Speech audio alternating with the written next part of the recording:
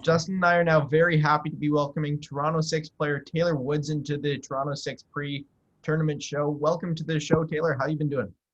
Thank you. It's been good. Sort of just trying to get things together for Boston, trying to get things good for going so I could just focus on hockey when I'm there. And what sort of thing you're looking forward to heading down to Boston? Just playing with the team again, that whole team camaraderie, like on the bench, and then just sort of recapturing like how we dominated and how we were sort of establishing our game on the ice and off the ice. So let's talk about, kind of the downtime between Lake Placid and where we are now heading into Boston this week, because a lot has happened. Obviously, the COVID breakdown, which sent the Lake Placid bubble, if you will, into a downward spiral. But now that we're going into the championship weekend, my question for you is, what have you been doing, yourself to prepare? You're based in Hamilton, right? Yeah. What have you been doing to prepare just alone, in addition to obviously the skates at the Paramount Iceplex here in North York? Yeah. Fortunately, I still had that little bit of a hockey itch after the championship. I was like, oh, man, like something that we really wanted to finish. So been sort of stick handling my work. I'm very fortunate to have like a small shooting pad and a training facility to sort of work, get myself into shape that I need, work on anything that sort of what I felt that were like holes in my game. So, and I felt even when I was on the ice, is like I'm thinking about things quicker. I'm sort of making stick handling and shooting quicker. So I think it's only an advantage. I'm very excited to see how this little bit of work goes into the championship weekend. I know we definitely see a lot of your athletic pursuits on Instagram with your Taylor Woods training as well. But looking at your past experiences in hockey with the Markham Thunder, where you won the Clarkson Cup, are there any ideas that you have or takeaways going into this playoffs from that Clarkson Cup run? We had a solid team, and like even like going up to that run, like when we had everyone together, it's just like we knew, like you felt it, you had the vibes, you had the excitement, and it's like, okay, this is the team that's going to win. Even though came in as like a fourth seed, we're coming in as a first seed, and it's like, oh, but we're still like, hey, we're the new kids on the block, and there's that vibe, there's that sort of energy and like electricity. So it feels right. It feels like we're the team, and we're going to show that. So now you enter Boston, playing the home team, the Boston Pride, Friday night. What do you have to do to get around the Pride based on the last game that was played in Lake Placid? They had just offensively, I know they forced and they put a lot of pressure. So just knowing where to put the puck, knowing sort of where people are, and then just sort of pushing our game. I think we play best playing our game, not trying to play someone else's game. So pushing the pace, saying this is T6 hockey, and also just getting shot on the net. And are there any more nerves playing in front of a national TV crowd now on NBC Sports? Or is it just sort of nerves that you'd have anyways? Live the moment, right? Live, thrive in it, and just go for it. Speaking further to TV, in addition to NBC, all these games just stream for free on twitch.tv/NWHL, where they can continue to be found through this weekend. And these games go so far that there are people tuning in from, Germany, Austria, and all places across Europe. So can you talk about what that means to you to have that support literally across the globe?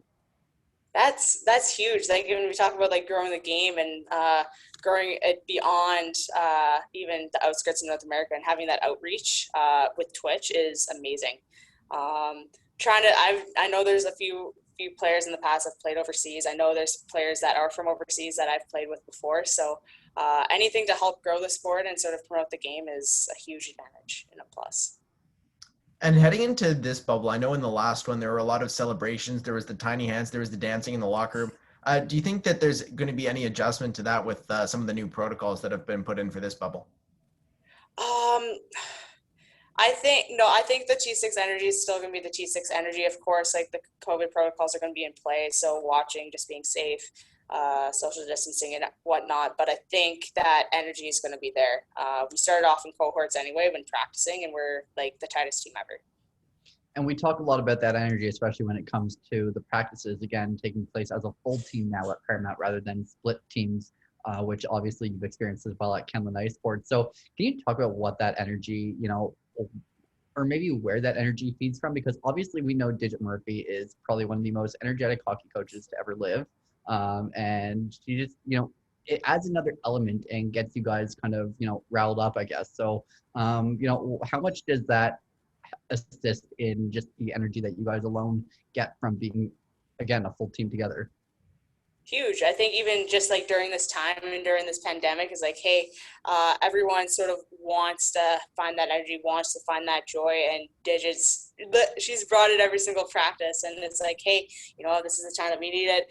She makes those small little jokes like all over the place when we need it. So it's a good balance as it comes. I think even too, like on the ice, like even last practice, like our intensity was up there. It was like gameplay. So if we keep sort of pushing that forward, it's going to be hard to play on the ice. And has practice been any different preparing for this tournament versus preparing for the tournament before? Yeah, like like we were trying to get through a lot of systems before, but I think it's like, hey, like we know that let's just try to find our flow, our game, just that chemistry again, and sort of build off of that. And can you talk about the leadership of Cheyenne Darkangelo, someone you have played against prior in the CWHL and within the PWHPA, and again with her being Emma Greco, someone else you played against, then with that another assistant in Emma Woods? Yeah, they definitely bring like everyone looks up to them, like all eyes from forwards, defense, goalies, and they just bring a presence to the ice of confidence. When they handle the puck, they move it with authority, and even they do their jobs right. Like like you can rely on them. They go out there. It's like, hey, like Emma's there. Emma's also there. Shy's there. And they're trustworthy. So that's, I think everyone wants that, and they sort of follow suit and follow that leadership. And as a personal goal, looking beyond this this upcoming weekend, what are you sort of aiming for the off season, and then potentially heading into a season 7 where you'd be playing at home, hopefully? Yeah, hopefully we get to play at home. Like that dressing room that they got for us is amazing. It's so professional. I'm just trying to focus on the weekend. I just want to be riled up. I am going to bring in all efforts, and then once the time comes, then the time comes in that off season. But 2 games to play, 2 games to win, 2 games to bring balls of furies. So. And I'm going to leave you with 2 more questions, one about this weekend and one about next season. So let's start with this weekend and looking forward to what's to come. Another leader for this team is very obviously Elaine Truly in the net, who is, a brick wall, if you will. Can you talk about the superb job that she did in Lake Placid and just the kind of the skill set that she brings, which I think is definitely a statement of the Toronto Six? Yeah, she is definitely a brick wall. I know, like when I'm back there, like I could be flying all over the place. I could try to be goalie sometimes, or I could try to do things, and she stays nice and collected. She makes the saves that we need to save, and then all of a sudden she flies across the net and makes more saves. So she's definitely it helps ease my mind. It's like, hey, I could make a play here. Hey, I could go rush the puck, or it eases my mind a lot. So, and I know that she's saved us in a lot of games when we were in Lake Placid.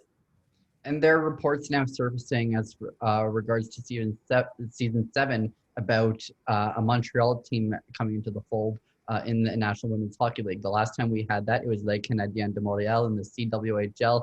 So having that knowledge of knowing that is coming, and the ownership group is apparently going to be the Boynton family, who owns the Toronto Six as well. Is there additional excitement knowing that that's now an option again? Yeah, of course. Like any hockey coming in, any more teams, I think there's a lot of talent out there to show and showcase. And Montreal has a great market, especially with the Montreal and Toronto rivalry. I know we always went there, and it's like, we got to win this game. And it's just like that chip on the shoulder. So more hockey is more hockey, and it puts smiles on people's faces, right? So I'm looking forward to it.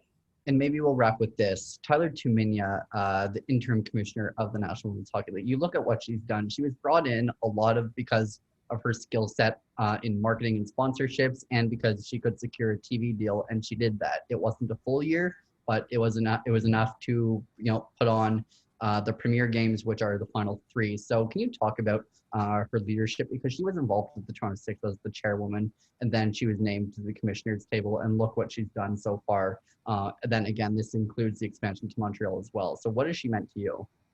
She is so ambitious. Just everything she's done. I don't know how many hours of sleep she's had, but she's done a tremendous job for the players, the league, and getting the TV deal just shows more exposure for the game, and that's sort of what we need, especially now. Again, especially now, the more time that we get on TV, the more that we could sort of share and grow the sport, and even just have conversations around the sport and women's sports in general. She's been, I don't even know, she's been doing a lot for us. So I really appreciate it. Thank you so much for joining us today, Taylor, and best of luck in the playoffs with the Toronto Six. And Justin and I will be back covering this entire tournament and the entire playoffs with the Toronto Six post-game show right here. Good luck, Taylor. Thank Good you. luck, Taylor. Thank you. Our pleasure.